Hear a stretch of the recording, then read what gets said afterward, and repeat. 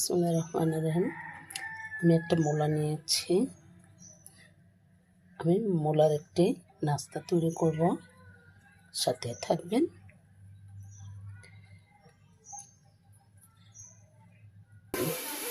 আমি মূলা দিয়ে আজকে একটা ডেজার্ট তৈরি করব।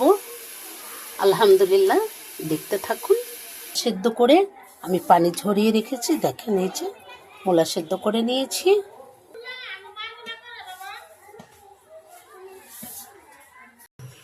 আমি প্যানে ঘি দিয়ে দিয়েছি।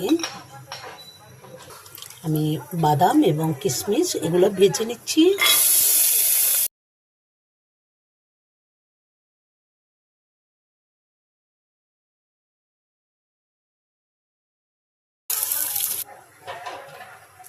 এখানে তেজপাতা দিয়েছি, এলাচি, দারুচিনি আর মূলা। এখানে তেজপাতা, এগুলো সব মশলা দিয়ে দিচ্ছি একত্রে। এটা ভেজে নিচ্ছি, ঘিতে ভেজে নিচ্ছি। খুব কম আছে ভেজে নিতে হবে। মূলা ঘিয়ে ভেজে নিয়ে আমি এখন এটাকে তুলে নিচ্ছি। এটা এখন তুলে রাখবো। গরুর দুধ গাঢ় করে জাল করে রেখেছি, এখন এটা দিয়ে দিচ্ছি। এখন এটা ভালো করে জাল করে নিচ্ছি। লবণ দিয়ে নিচ্ছি, চিনিটা আমি পরে দেব।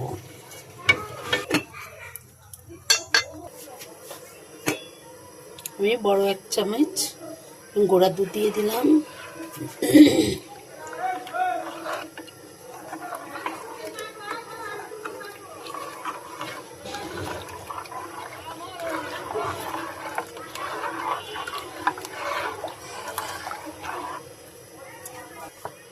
পোলার চাল ব্লেন্ডার করে নিয়েছি, এটাকে আমি দিয়ে দেবো।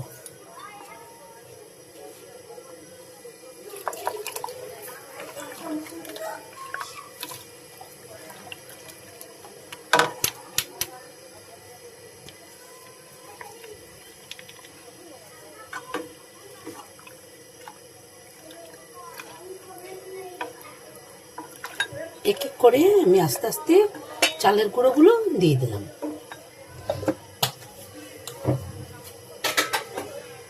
মানে হাফ ভাঙা করে নিয়েছি, একটু দানা দানা করে নিয়েছি, এটা ভালো হবে।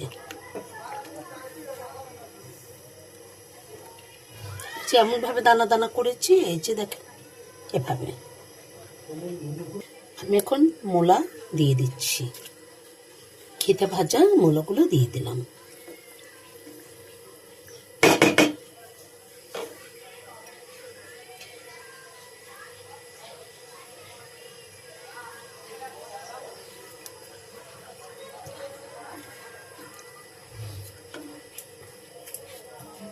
এখন আমি স্বাদ মতো চিনি দিয়ে দিব।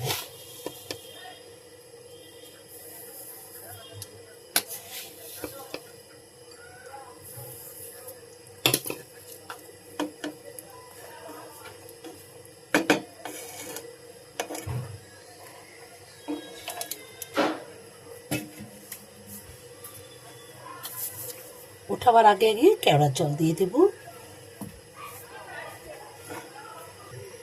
দেখে নিচ্ছি লবণটা হয়েছে কিনা, চিনি হয়েছে কিনা। আলহামদুলিল্লাহ। আসলে আমি এখন ট্রাই করে দেখলাম, মুখে নিয়ে দেখলাম, একটু লবণ দিয়ে দিচ্ছি। আসলে আল্লাহ নিয়ামতে সব কিছুর ভিতরেই স্বাদ আছে।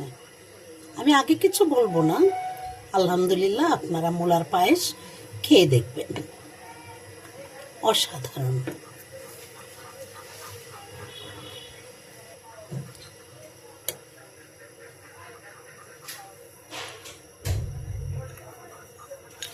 অর্ধেকটা দিয়ে দেব আর অর্ধেকটা পরিবেশনের সময় দিয়ে দেব।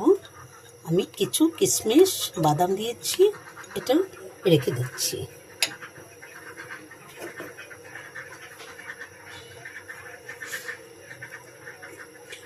আবার যখন আপনাদের ভালো লাগবে, বাদামটা একটু ব্লেন্ডার করে, অনেক চীনা বাদামগুলো বলেন, অন্য অন্য বাদামগুলো বলেন, আপনার যে ব্লেন্ডার করে হাফ ভাঙা করে দিন চালের সাথে, সেটা অনেক স্বাদের।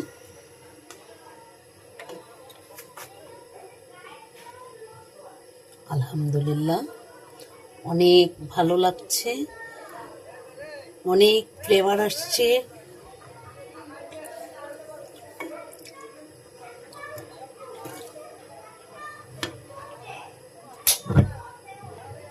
আর একটু চিনি দিয়ে দিচ্ছি। আপনারা সবাই নাস্তা যখন রান্না করবেন পরে আপনারা করবেন, চিনিটা দিবেন পরে। আসলে চিনিটা পরে দিলে অনেক ভালো। আবার যখন আপনারা দুধ দিবেন আরও বেশি করে, চিনি সাথে একত্রে মিক্স করে শুকনাভাবে ওটা দুধের ভিতরে বা নাস্তার ভিতরে দিয়ে দিবেন, দেখবেন অসাধারণ হয়।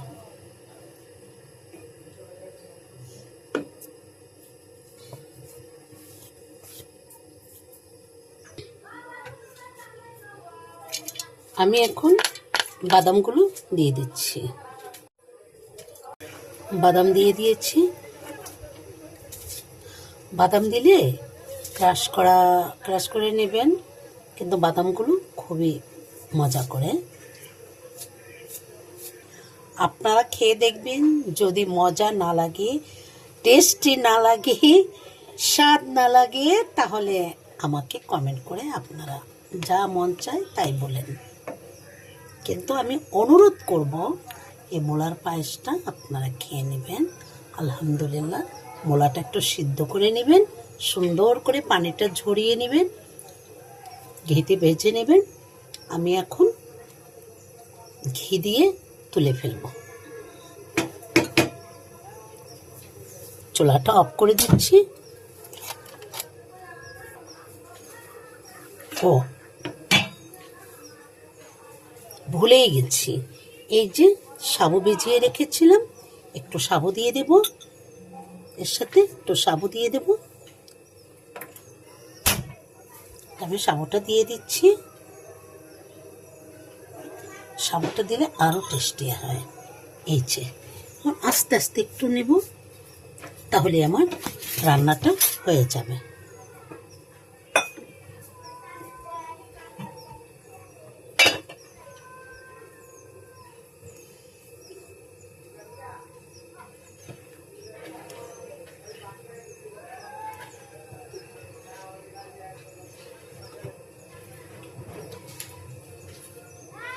আপনারা সাবু সিদ্ধ করে তোলার আগেও দিতে পারবেন, আর এভাবে আমি যেভাবে দিয়েছি এভাবেও দিতে পারবেন।